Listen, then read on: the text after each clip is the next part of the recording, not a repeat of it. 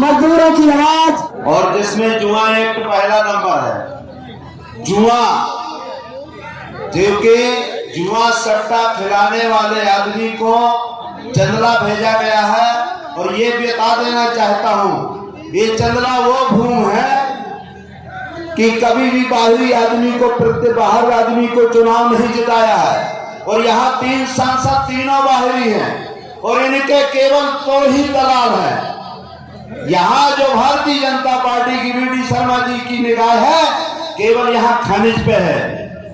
और पहले उन्होंने आदरणीय जो पटेरिया जी हैं, जो आपके राजनगर से प्रत्याशी हैं, उनसे पूरे क्षेत्र में छतरपुर जिले को लुटवाया है आपके बालू और खदान में।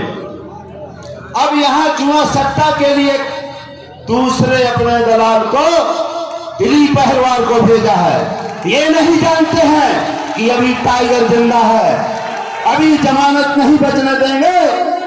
मध्य प्रदेश में हम यहाँ छतरपुर की मैं माननीय अध्यक्ष जी से निवेदन करना चाहता हूँ, 6 सीटों में से 5 सीटें इनके खाता नहीं खुला था, केवल आरडी प्रजापति ने इनका खाता खोला था। आप लोगों ने मुझे 66,000 से वोट से जिताया था, जो मध्य प्रदेश में तीसरी जीत थी। और ये दलालों के माध्यम से जो इस क्षेत्र को लुटवाना चाहते हैं, बहुत दलाल लगे हुए हैं। ये 80 सीटें माननीय अध्यक्ष जी, यहाँ दलालों का अड्डा है। यहाँ बालू माफियों के लिए सबकी निगाह बालू माफियों के ऊपर है। ये पूरे देश में सबसे ज्यादा अगर लुटाई होती है तो हमारे क्षेत्र में यहाँ अरब खरबपति बन के जाते हैं और 80% हमारे लोग दिल्ली जम्मू कश्मीर में जाते हैं। इसलिए आप लोगों से मैं निवेदन करने के लिए आया हूं कि आप लोग भारतीय जनता पार्टी के, मैं माननीय अध्यक्ष जी कह भी रहा हूं कि 6 सीटों में खाता नहीं खोलने दूंगा। खाता यहाँ भारतीय जनता पार्टी का पूरा साफ करने की जिम्मेदारी आरडी प्रजापति की रहेगी। और वी.डी. शर्मा जी, जो आप थैला लेकर आए थे और आज ट्रेन भर के जा रहे हो मालगाड़ी, अरे थैला नहीं, आपके ऊपर अगर हमारी सरकार बनती है तो आपके ऊपर पहले ईडी लगेगी, दूसरा नहीं लगेगा, पहले ईडी लगेगी। और इस क्षेत्र में जो बालू है, जो पहाड़ है, यहाँ के लोगों का कब्जा होगा, ये दलालों का और ये जुआरी और गजेड़ियों का नहीं होगा, ना बालू माफिया का होगा। यहाँ बाहरी लोगों का कब्जा नहीं होगा। इसलिए माननीय अखिलेश जी हमारे आए हैं और माननीय अखिलेश जी का हाथ मजबूत करना है। इसलिए साइकिल का बटन दबा करके साइकिल को भारी मतों से आपको भोपाल भेजना है। और यहाँ दलालों की दलाली नहीं चलने दी जाएगी।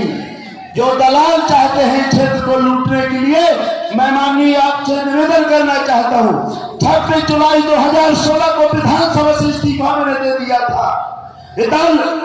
ये आपके इसलिए दिया था कि खनिज माफिया यहाँ जोरों से थे और आधा घंटा मैंने आपके सरकार नहीं चलने दी थी, विधानसभा नहीं चलने दी थी। मेरे लड़के को मुझे टिकट नहीं दिया कि नहीं देंगे, तो मैंने कहा नहीं दोगे तो आप 1 सीट नहीं जीतेंगे। मेरे लड़के को टिकट इसलिए दिया गया था कि आरडी प्रजापति की विधायक लड़का जिला पंचायत अध्यक्ष था निर्दलीय, इसकी अध्यक्षी चली जाए, इसकी विधायकी चली जाए, लेकिन हमने अकेला विधायक बनाया, इनकी नाक रखी और आज इनकी नाक शूर्पणखा जैसे काटी जाएगी, देखेंगे नहीं। वी.डी. शर्मा, आप कुछ भी दाल लगा लो, मोदी हो चाहे योगी हो चाहे वी.डी. शर्मा हो, आपका सफाया हम करेंगे। यहाँ खाता नहीं खोलने दूंगा। मेरा राज 5 साल जिस तरह से SC ST OBC के लिए PDA का मैंने काम किया है, पूरा भारत जानता है आरडी प्रजापति को, इसलिए PDA चलेगा। बहुत बहुत धन्यवाद, सभी को प्रणाम। माननीय अखिलेश जी के हाथ मजबूत करें। जय भीम, जय भारत, जय विज्ञान, जय संविधान।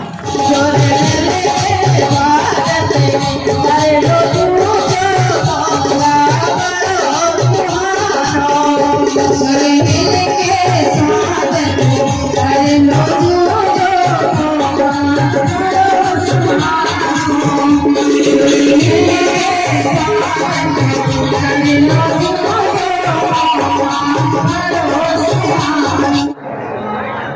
क्योंकि चंदला क्षेत्र में 80 से 90% लोग किसानी से जुड़े हुए हैं और किसानी से जुड़े होने के कारण उनकी फसलें आवारा पशुओं से नष्ट हो जाती हैं। मैंने आप लोगों के बीच में हम लोग चाहे वो क्रिकेट के माध्यम हो, दंगल के माध्यम हो, आपके बीच में 16 जगह अस्थायी व्यवस्था की भी थी। ये भी आप लोग क्षेत्र के लोग भली भांति जानते भी हैं। मैंने दूसरा वादा किया था, क्योंकि दूसरे से हम ईमानदारी चाहते हैं, पहले हमको ईमानदार बनना पड़ेगा। मैंने आप लोगों से वादा किया था कि मुझे जो भी वेतन मिलेगा 5 साल तक, वो वेतन मैं अपने पास नहीं रखूंगा। वो वेतन कहां लगाऊंगा? जहां 5 जगह हमारे विधानसभा के छोटे छोटे कस्बे हैं, बारीगढ़, चल्ला, गोरेहाट, सरवई और बछौल, वहां पर निःशुल्क कोचिंग की व्यवस्था होगी। और साथ में आपके जो बेटा या बेटी 80% से ऊपर 12वीं कक्षा में लाते हैं, घर वाले बाहर पढ़ने के लिए भेजने के लिए तैयार होते हैं, तो उनके लिए चाहे वो आपकी MBBS की तैयारी हो, चाहे IIT की तैयारी हो, डॉक्टर बनने की तैयारी हो, चाहे इंजीनियर बनने की तैयारी हो, उनके लिए हम 1-1 लाख रुपया देंगे। अपने पास कोई भी 5 साल तक वेतन नहीं रखेंगे। तीसरा, मैंने आज से वादा किया था कि विधायक निधि में मैं किसी भी सरपंच से कोई विधायक निधि में कमीशन नहीं लूंगा। इससे आपको क्या फायदा होगा? जब यहां से चुना हुआ व्यक्ति अपनी वेतन भी बांट रहा हो, विधायक निधि में कोई कमीशन नहीं ले रहा हो, तो जानते हो क्या फायदा होगा? आपको फायदा होगा, किसी भी विभाग में आपको कोई भी कर्मचारी आपसे पैसा नहीं मांग सकता, क्योंकि जब यहां से जीता हुआ प्रत्याशी ईमानदार रहेगा तो भ्रष्टाचारी अपने आप बंद हो जाएंगे। मेरे सम्मानित साथियों, चौथा, मैंने आप लोगों के बीच में बोला था कि यहां पे फसल का बीमा होता है किसानों का, लेकिन फसल सूख जाती है या सड़ जाती है तो वो पैसा क्यों नहीं मिलता है? जब बीमा होता है तो मिलता क्यों नहीं है? मैंने आज से जगह जगह प्रोग्रामों के माध्यम से आप लोगों से अपील की थी कि हम विधानसभा नहीं चलने देंगे। अगर हमारे किसान का बीमा है और फसल सूखती है, सड़ती है, तो कंपनियों को पैसा देना पड़ेगा। मेरे सम्मानित साथी, मैंने आप लोगों से वादा किया था। पांचवा, मैंने आप लोगों से बोला था कि आपके चल्ला विधानसभा तो मुझे नहीं लगता मैं किसी गांव में ना पहुंचा हूं 4 सालों के बीच में, और मैंने ये जगह जगह घूमकर देखा है कि मिट्टी का परीक्षण किसानों का नहीं हुआ है। और जबकि मिट्टी परीक्षण का पूरा विभाग चलता है, और जब किसानों के लिए पूरा विभाग चलता है और मिट्टी का परीक्षण नहीं हुआ है, तो इसका जिम्मेवार कौन है? इसके जिम्मेवार वो लोग हैं जो चुनाव जीत कर जाते हैं और जनता को और किसानों को भूल जाते हैं। मैं किसान भाइयों आपसे आग्रह करता हूं कि आप लोग देख लेना, 17 नवंबर को वोटिंग है और आपके दिसंबर का रिजल्ट है, और आपके अप्रैल में फसल कट जाती है, वो आपके मई में मिट्टी परीक्षण आपके खेतों का हो जाएगा। किस तरीके से आपको फसल बोना है और किस तरह से आप फसल उपजाऊ बना सकते हैं। वालों को भी इस बार जवाब दे देना। इसी शब्दों के साथ मैं अपनी बात को खत्म करता हूँ। जय भीम, जय भारत, जय समाजवाद। माननीय अखिलेश यादव जी, धन्यवाद। देखो यादव जिंदाबाद, देखो यादव जिंदाबाद, अखिलेश यादव जिंदाबाद। धन्यवाद। आपके यहाँ आ रहा था और सुबह जब मैं उठा और अखबार को मैंने देखा, हालांकि अंग्रेजी अखबार तो यहाँ कोई नहीं पढ़ता होगा, किसी ने नहीं पढ़ा होगा, हमारे पत्रकार साथियों को तो पता होगा, लेकिन जैसे ही मैंने सुबह 6 बजे अंग्रेजी अखबार उठा करके देखा, उसमें जो फ्रंट में सबसे बड़ी खबर थी, वो खबर कांग्रेस पार्टी के नेता के नाम से मिलती जुलती खबर थी। जिनके नाम में ही कमल हो, जिनके नाम में ही कमल हो, तो उनसे क्या उम्मीद कर सकते हो आप? और हम तो कहेंगे पत्रकार साथियों, अखबार पढ़ लेना अंग्रेजी का। जो कल इंटरव्यू दिया है और इंटरव्यू में जो छपा है, मुझे नहीं पता कि मध्य प्रदेश की जनता इस बात को कैसे लेगी, लेकिन उत्तर प्रदेश की जनता तो समझती है। अगर दूर से भी कोई बात कही जाती है तो जनता समझ लेती है कि किस दिशा में आप जा रहे हो। जिनके नाम पे ही कमल हो, तुमसे क्या उम्मीद करोगे आप? वो बीजेपी की भाषा ही बोलेंगे, कोई दूसरी भाषा नहीं बोलेंगे।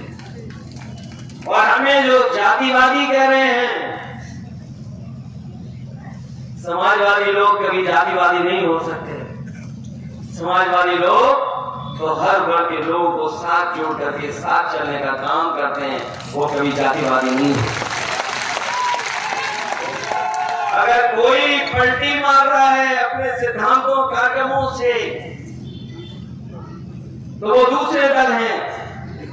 हमने अपने पहले वादे में कहा है और मैं आज कहता हूं आपसे,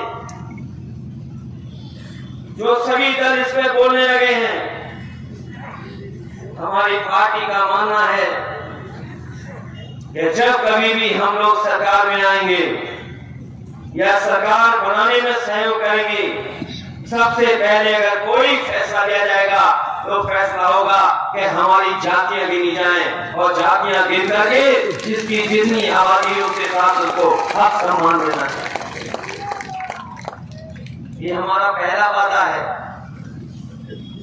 और जब से समाजवादियों ने बोलना शुरू किया है, अब सब दल बोल रहे हैं कि जाति जनगणना होनी चाहिए। जो दल जाति जनगणना नहीं कराते थे, वो भी कह रहे हैं जाति जनगणना हो। और जिसने देश में आजादी के बाद जाति जनगणना रोक दी, वो भी दल कह रहा है कि जाति गणना होनी चाहिए। और बिहार के बाद तो वो बात शुरू हो गई है कि अब तो देश में वही सरकार बनेगी जो जाति जनगणना कराने का काम करेगी, क्योंकि बिना जाति जनगणना के सामाजिक न्याय मिलना संभव नहीं है। मुझे तो बहुत पहले पता था कि वो पार्टी से खुश नहीं है, वो किसी दल में जाना चाहते हैं। अगर कांग्रेस पार्टी सेंध लगा रही है और मध्य प्रदेश के लोगों ने बड़े करीब से देखा है कि अलायंस को धोखा देने का काम किसी ने किया था, कांग्रेस ने किया। देखिए, लोकसभा स्वर्गीय यहाँ सभा करने आते थे, आपके पक्ष में प्रत्याशी हमेशा जीतता रहा प्रत्याशी। आपने सभा की तो क्या उम्मीद रखते हैं कि आपका प्रत्याशी जीतेगा? मुझे पूरा भरोसा है यहाँ की जनता मदद करेगी। समाजवादी पार्टी की जीत करके आ जाए, समाजवादी पार्टी इस बार हर बार के लिए कौन सा मंत्र लेके आए हैं? अभी गठबंधन की बात इसलिए मत करो, लोकसभा चुनाव जब आएगा तो गठबंधन की बात होगी। इस बार जो कोई भी बीजेपी को हराना चाहता है, एनडीए वो कोई हराएगा। बिल्कुल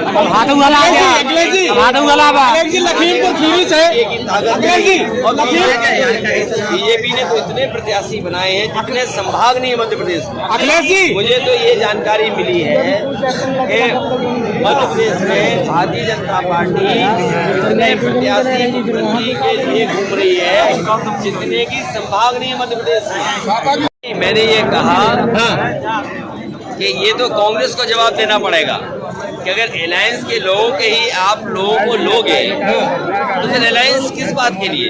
ये सफाई अगर आपका प्रत्याशी जीतने के बाद यदि किसी दल में अगर शामिल हो गए, जैसे कि पूर्व में बिजावर से भी शामिल हो गया, नहीं, बिजावर बाद में शामिल हुआ जी।